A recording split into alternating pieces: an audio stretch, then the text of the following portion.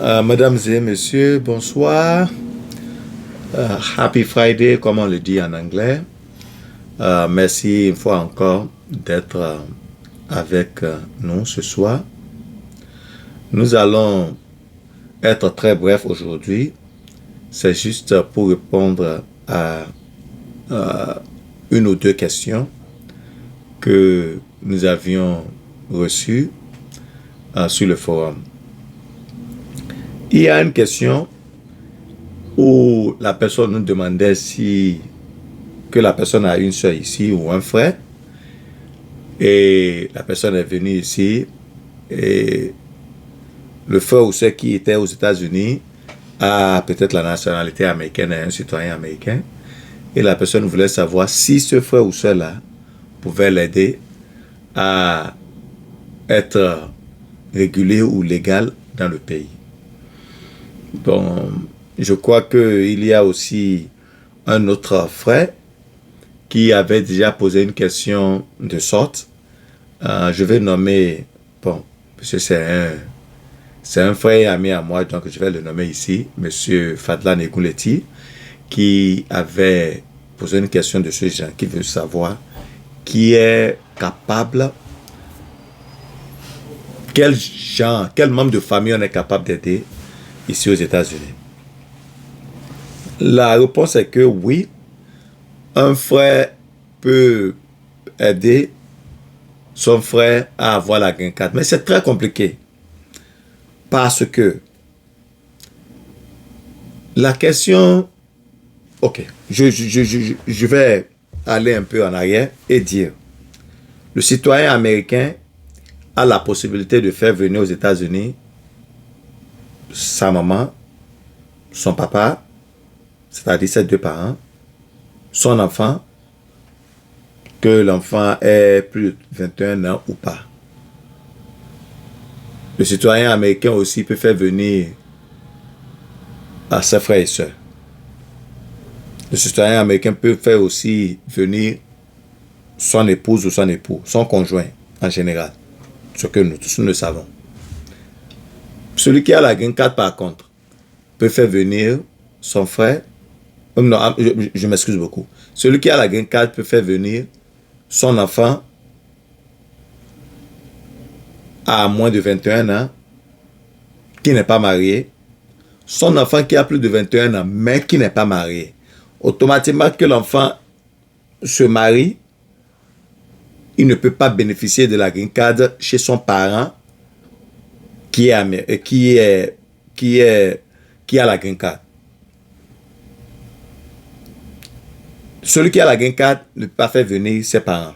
C'est pas possible. Il faut être citoyen d'abord avant de pouvoir faire venir ses parents. Donc, c'est un peu ça. Maintenant, retournons au citoyen américain. Le citoyen américain peut faire venir ses deux parents. Le seul problème qui se pose dans ce cas est que lorsque le frère ou soeur est hors des États-Unis, c'est beaucoup plus facile parce que c'est un dossier qui peut prendre près de 10 à 15 ans. 15 ans au minimum. Bon, autour de 15 ans, je vais dire. Si ce dossier-là peut prendre près de 15 ans et que la personne est ici, entre-temps, la personne est déjà hors statut, ça devient compliqué pour ajuster son statut. Donc, ce n'est pas que ce n'est pas possible. Le seul problème, c'est que c'est quelque chose qui prend très, très longtemps.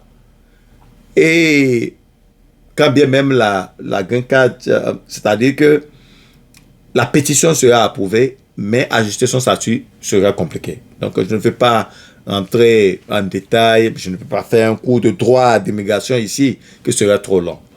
Mais en général, c'est vrai que c'est possible, mais c'est très, très compliqué.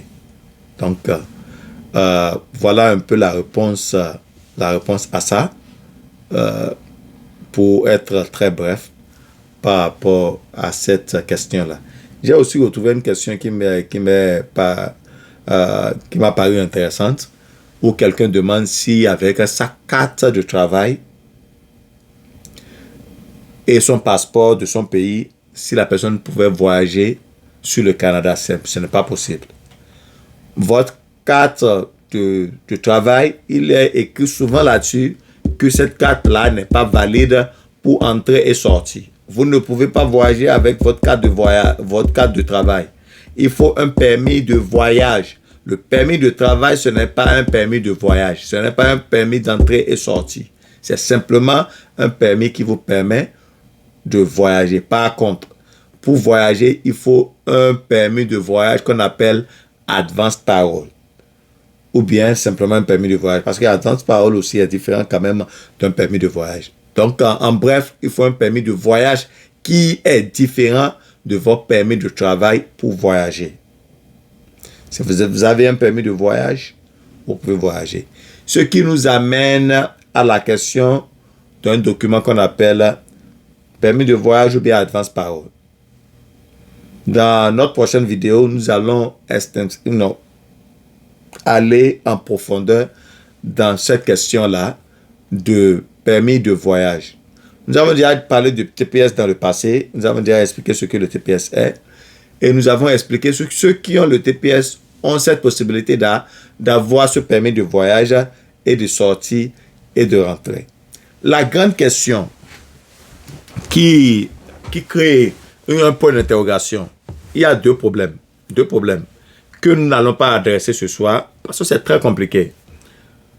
Un, ceux qui sont rentrés par la frontière et à qui on a donné parole, est-ce qu'ils ont la possibilité, après, lorsqu'ils vont se marier, de pouvoir ajuster leur statut sans sortir du pays? Vous vous rappelez bien, nous avons déjà dit ici plusieurs fois que ceux qui ont pris par la frontière ne sont pas qualifiés pour ajuster leur statut.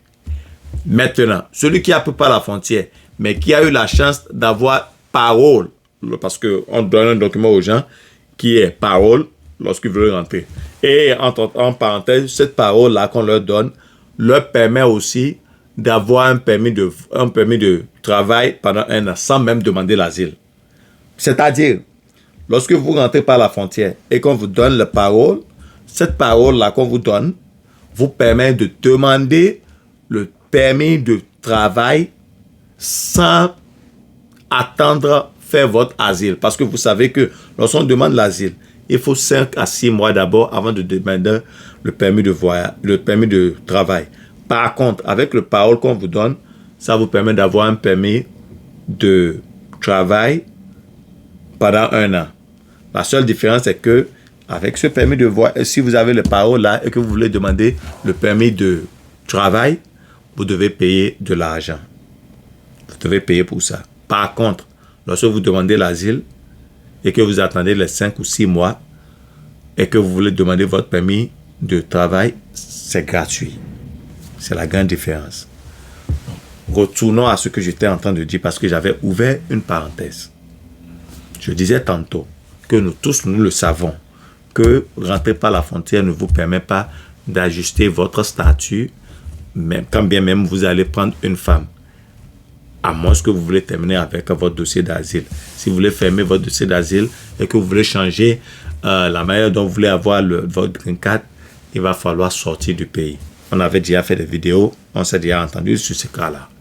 Maintenant, nous disons maintenant, c'est vrai, on peut prendre par la frontière, mais quand on prend par la frontière, on vous donne une parole.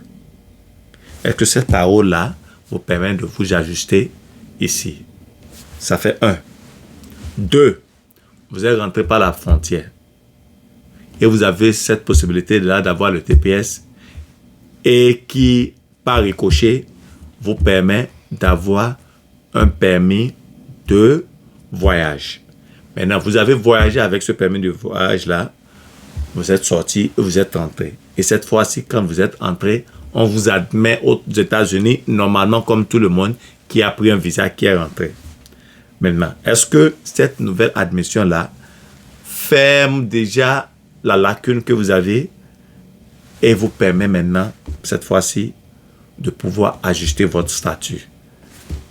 Ces deux cas-là, le cas de parole et le cas de nouvelle admission par le biais du permis de voyage, est-ce qu'on pourra ajuster son statut en ayant maintenant une femme?